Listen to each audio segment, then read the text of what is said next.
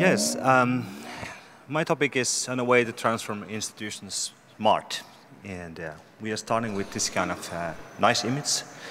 We are using this kind of digital tools. We are using different technologies. We are using adaptive storytelling.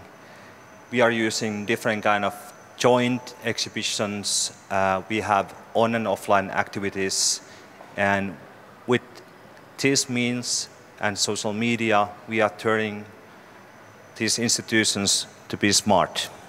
Okay, we are talking about the transformation from this current state to this future state. But is it really like a walk in a park?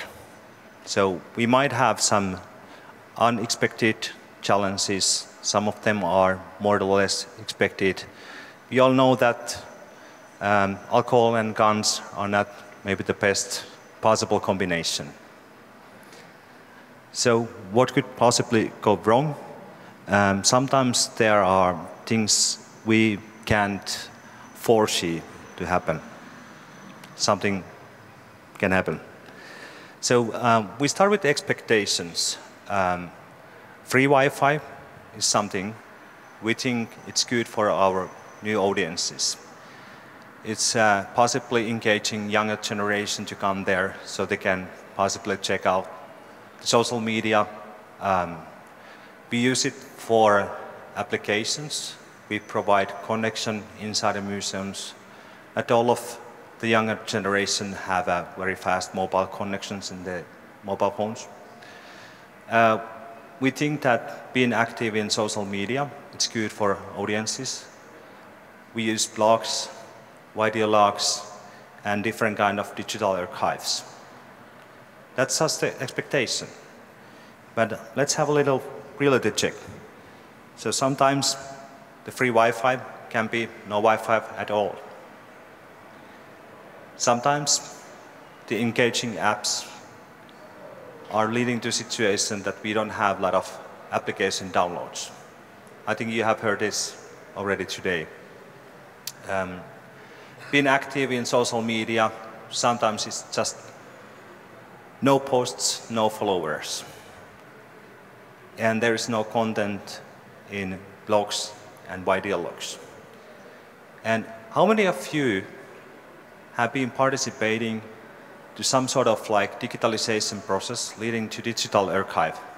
Please raise your hand. I see a couple hands. And how well those digital archives are used? I see people shaking their heads. Okay, so we must think about what could go wrong. Which are the root causes? Well, I used to be a carpenter on my previous life. So what could be the problem with free Wi-Fi? Let me tell you a couple of examples. Sometimes we have possibility to install these devices, but then again, in some of the countries, there might be some regulations which are, for example, prohibiting public places like museums or high schools to compete with the companies. So we are not able to install high-speed, free wireless internet. Sometimes you might have old facilities which are protected by some laws and regulations, and you are not able to drill any more holes there. Well, with the engaging apps, so let's have an assumption that we are 10 different organizations and we are designing an application that should be engaging. So with 10 different institutions, you have at least 15 different opinions what could be engaging.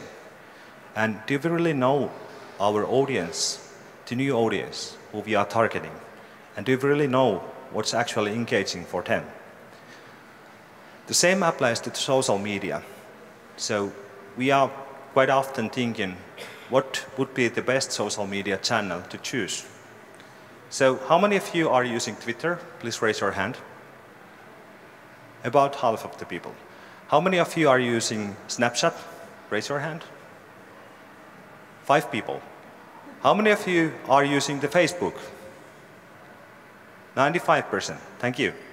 Instagram? Almost everybody. Pinterest?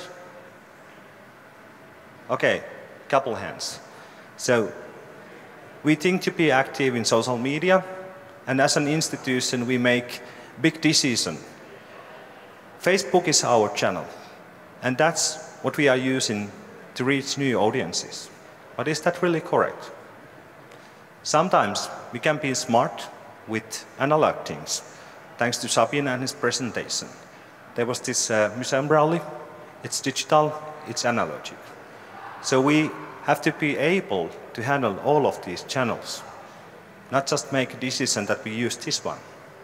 And there are different channels in Snapchat. You can't be doing well if you are updating your Snapchat twice in a month, because Snapchat is actually a very interactive channel. My daughter, who's soon filling 18 years old, I was looking at some of the statistics from her Snapchat. So during January, she made almost 6,000 snaps. 6,000 snaps. Divided by 30. It's quite a many of them per day. But it's more like discussion.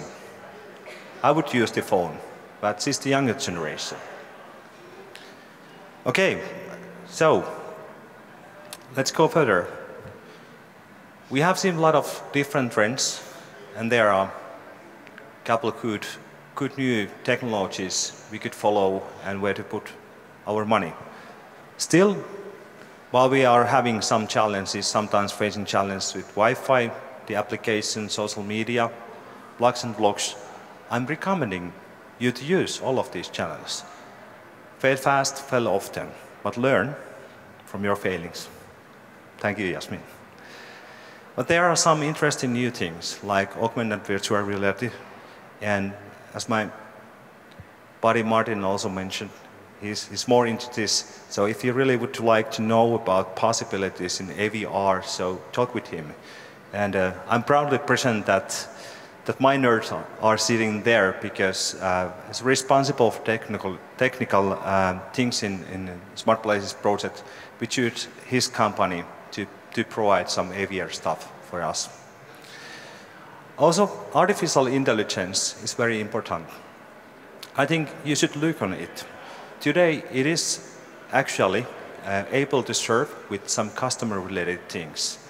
You like in some of the pages for some companies, for example, buying tickets. So you might have some artificial intelligence there asking, how can I serve you, stuff like that. And you possibly have seen the robot there. So pretty soon, there will be artificial intelligence which is actually creating content to our audiences and helping us. So, what these trends are meaning to us?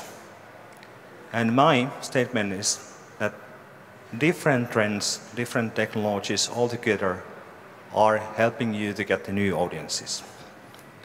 Thank you for your attention.